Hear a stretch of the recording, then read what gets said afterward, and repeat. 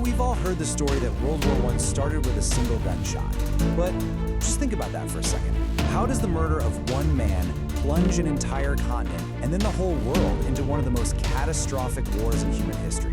It just seems impossible. Well, today, we're going to untangle exactly how that happened, connecting the dots from that one single spark to a global explosion. I mean, it's a chain of events that sounds almost too crazy to be true. A street corner murder in a city called Sarajevo becomes the trigger for a war that would literally redraw the map of the world. And when you look at the numbers, the human cost was just staggering. Over 17 million dead, another 25 million wounded. So to really get our heads around how we got here, we need to look at two things: the single spark that lit the fuse and the massive, volatile powder keg that all of Europe had become. Okay, let's start with that spark, the assassination itself. And to really get why this particular murder had such an insane impact, we first need to understand the man who was killed. So, this is Archduke Franz Ferdinand. He was the heir to the throne of the huge, but also very fragile Austro-Hungarian Empire. Now, this empire was a sprawling mix of all these different ethnic groups, and let me tell you, tensions were running high. He was its future. But here's the crazy, tragic irony. Many historians believe Franz Ferdinand was actually a voice for peace, a moderate who might have pushed for reforms to calm things down. His death didn't just remove the heir, it removed one of the only restraints on the hardliners in Vienna, who were just itching for a fight. All right, so picture this. It's June 28, 1914, in Sarajevo. The Archduke's motorcade takes a wrong turn, and by some fatal, unbelievable coincidence, it stalls right in front of his assassin, a young man named Gavrilo Princip. Princip was a Bosnian Serb, a nationalist who dreamed of a unified Slavic state totally free from Austro-Hungarian rule. He was part of a group secretly backed by a Serbian society called the Black Hand. So for Austria-Hungary, this wasn't just a murder, it was an existential threat, a direct challenge to the very unity of their empire. And that brings us from the spark to the powder keg, because a spark is useless without something to ignite, right? Well, this assassination didn't happen in a vacuum, not even close. Europe in 1914 was just simmering. It was a continent on edge, ready to explode. You know, a really easy way to remember the long-term causes is this acronym, MAIN. M is for militarism. Countries were building up their armies and navies like crazy in a massive arms race. A is for alliances, this whole tangled web of treaties that basically said, if you get attacked, I'll jump in. I is for imperialism.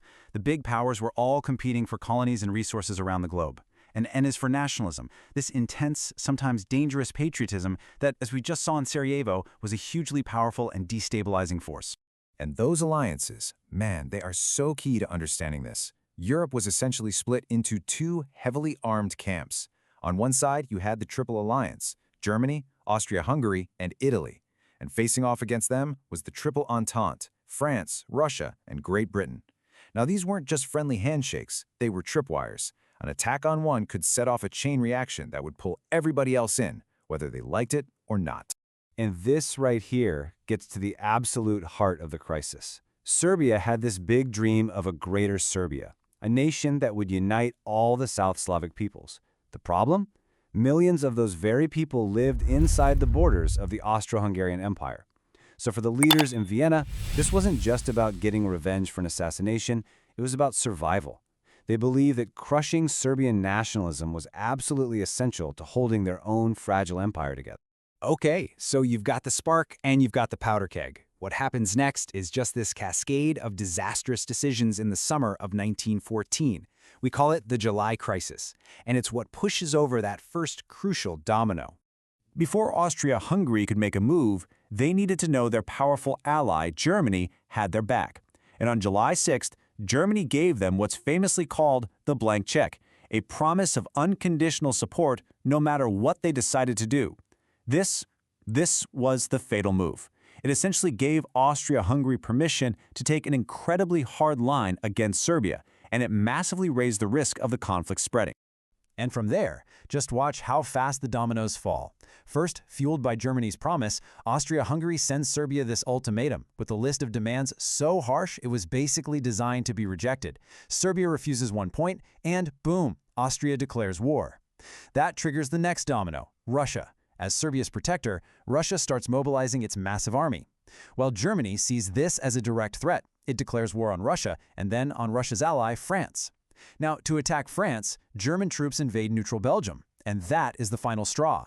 The invasion of Belgium compels Great Britain to declare war on Germany. And just like that, in a little over a month, that whole tangled web of alliances has dragged the entire continent into war.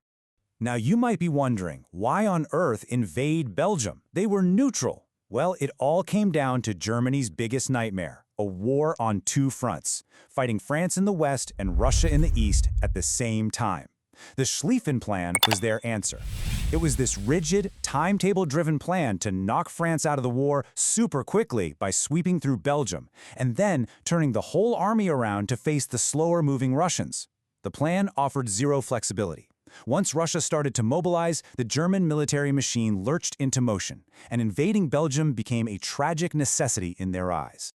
So you see, it was never just about the assassination. That was the catalyst, the match that lit the fire, sure, but it wasn't the cause. It was this toxic combination of rigid alliances, inflexible military plans, and a series of disastrous miscalculations that turned a summer crisis into a world war. The historian Christopher Clark puts it perfectly with this quote: "For decades, everyone wanted to play the blame game. Which single country was at fault?" But Clark argues that's just the wrong question. It wasn't about finding one single villain. It was a shared failure of leadership, where everyone involved played a part in unleashing a catastrophe that none of them truly wanted or expected. And that really leaves us with the central question, the one historians still argue about today. Were these men villains, consciously plotting a war for territory and for power? Or were they, as Clark suggests, sleepwalkers, trapped by their own alliances, their military timetables, their national pride, just blind to the cliff they were all marching towards together?